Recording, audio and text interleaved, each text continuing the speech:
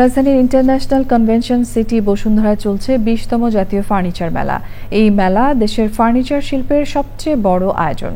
নান্দনিক ও রুচিশীল ডিজাইনের নানা ফার্নিচারের সমারোহ রয়েছে মেলা প্রাঙ্গণে। যাযাবর মিন্টু রিপোর্ট। দেশের 48টি শীর্ষস্থানীয় ফার্নিচার কোম্পানির পণ্য প্রদর্শন হচ্ছে 20তম জাতীয় ফার্নিচার মেলায়।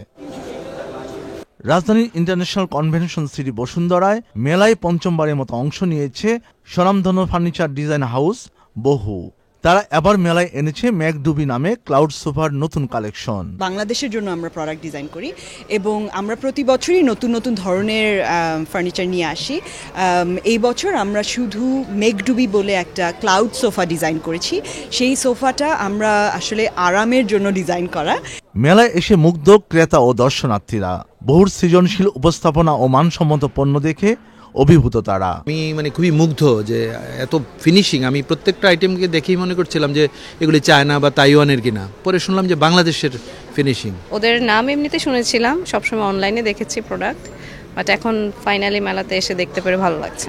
বহু প্রতিবারের মতোই মোটামুটি নতুন কিছু প্রোডাক্ট নিয়ে আসে ফার্নিচার ফেয়ারে। সো এবারও ওনারা they come up with the product of ম্যাকডুবি আই গেস। অসংখ্য ক্রেতা ও দর্শনার্থী সাড়া পেয়ে আনন্দিত বহুর কর্ণধার। যেহেতু মানুষের অত অপশন দেখতে হচ্ছে না, যারা আসলে একটা আরামদায়ক সোফা খুঁজছে তারাই তখন এটার প্রতি আকর্ষিত হচ্ছে।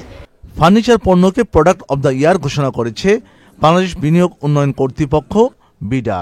মেলা চলবে 18 অক্টোবর পর্যন্ত।